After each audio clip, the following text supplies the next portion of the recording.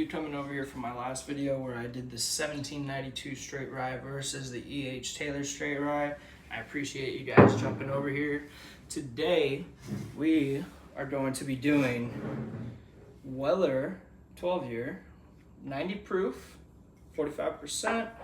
A lot of really great things going on with this bottle. A lot of popularity behind it and a lot of driven, just emotion and noise and a lot of possible overhype. And today what we're here to do is we're going to acknowledge whether we believe the hype is real or if it's a little overproofed. For those of you that aren't aware, I typically do bottle versus bottle in a blind format. I have no idea which these are. My fiance pours these for me behind the camera. I'm not aware. So if there's any chance of bias, it won't be here.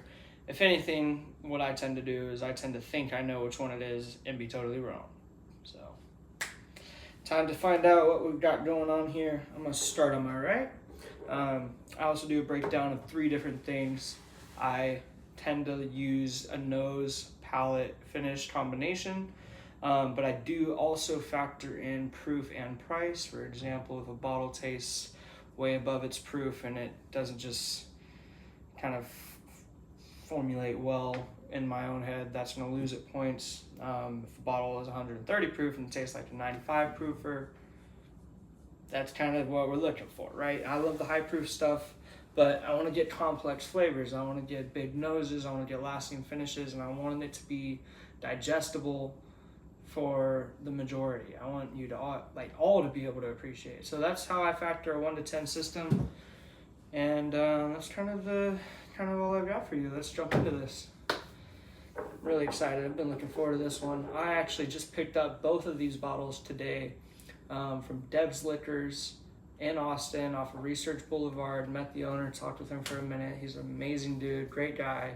If you're around the Austin area, definitely go and give him your support. Tell him Jake sent you, and he'll be more than happy to take care of you guys. Man, I'm so excited for this. This is one I've been waiting to do for a long time. I love 12 years. I love the blends, and I'm excited to jump into this.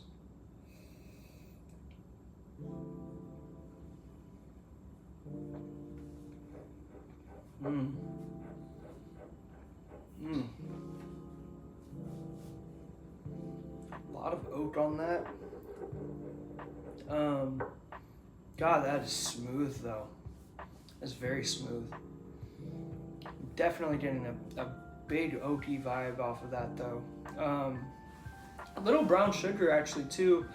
Maybe a little bit of like a mocha coffee bean sort of flavor, which isn't normally a way I describe anything, but that's kind of exactly what it tastes like. It tastes like a mocha, like sort of coffee. Delicious. Not exactly in my wheelhouse of like flavors I'm searching for, but if that's what you're going for, then that is good. Very smooth. Still getting a finish on it too. Might need another sip of that.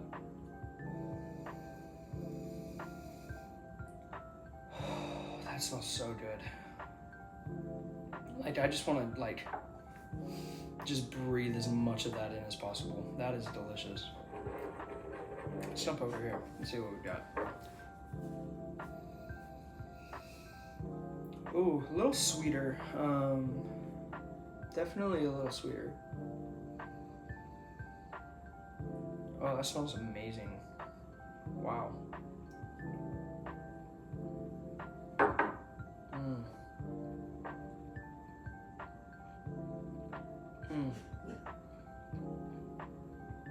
That one just melts into your tongue. That is delicious. I want to say I'm getting a little more of a wheated note on that. A little more, kind of like cinnamon flavors.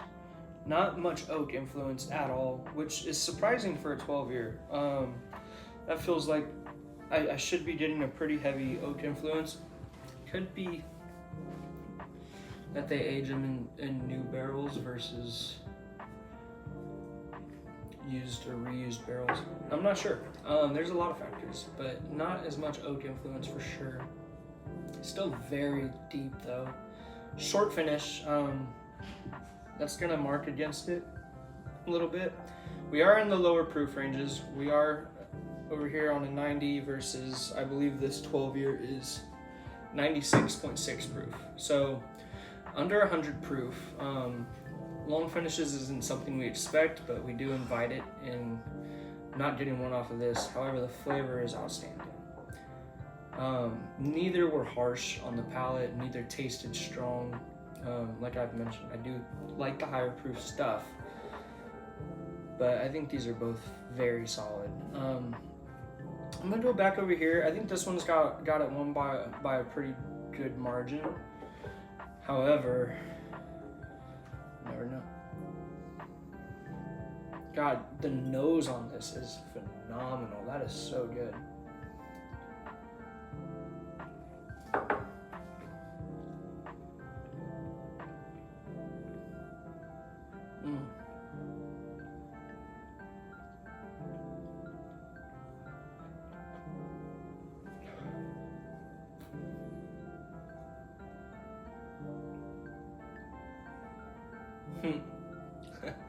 I almost wonder if this one didn't taste oaky at all, because this one tastes so oaky.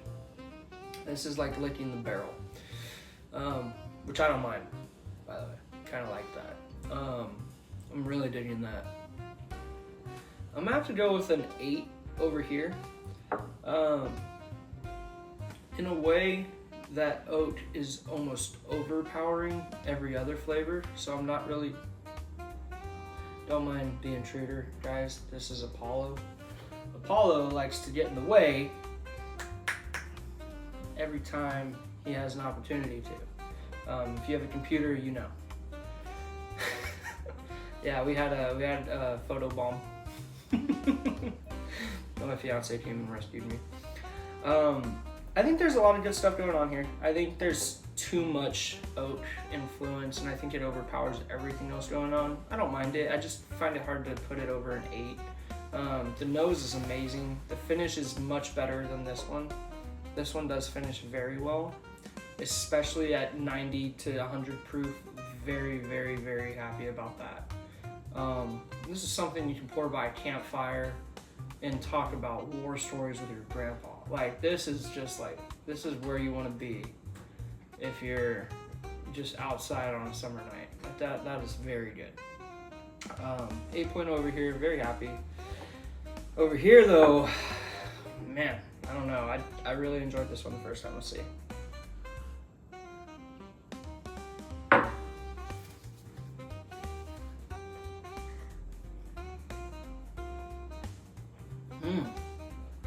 Man, that's good too. Jesus.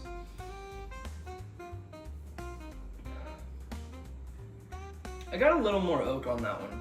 I did. Still getting a cinnamon, not a brown sugar, not a sweet characteristic necessarily. It's actually almost a little bitter.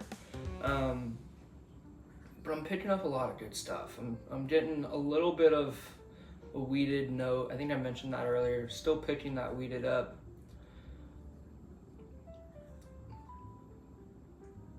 There's something else in there. Definitely it's corny. It's corny for sure. I'm not gonna make a bad joke out of that, by the way. I totally could have. I could have made a corny joke out of that.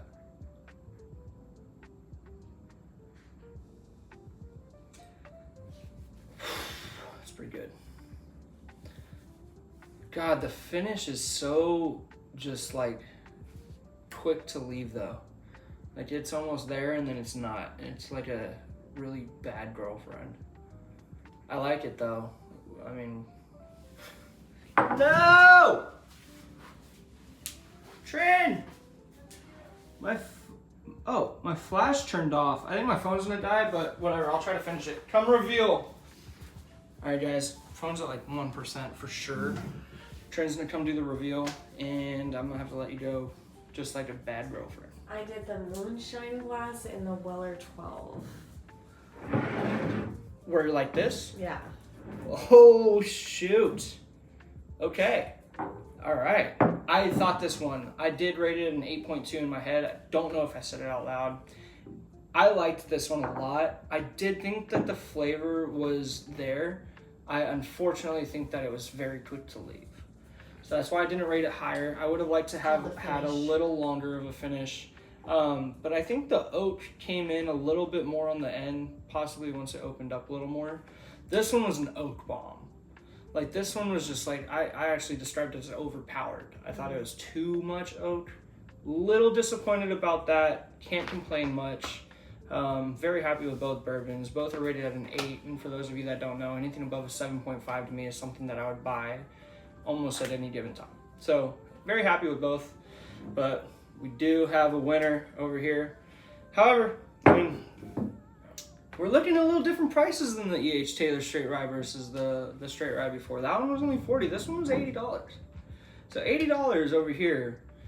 Almost the same retail price over here. So if you have a chance to buy the two of them, they're at similar prices. I'm going to tell you to lean the Weller 12. I think you get a little more full palate. I think you get a little more flavor, a little more taste for what you're paying. But man, get both. These are both great. This is a summer drink for sure. Out by a campfire, this is what you want to drink.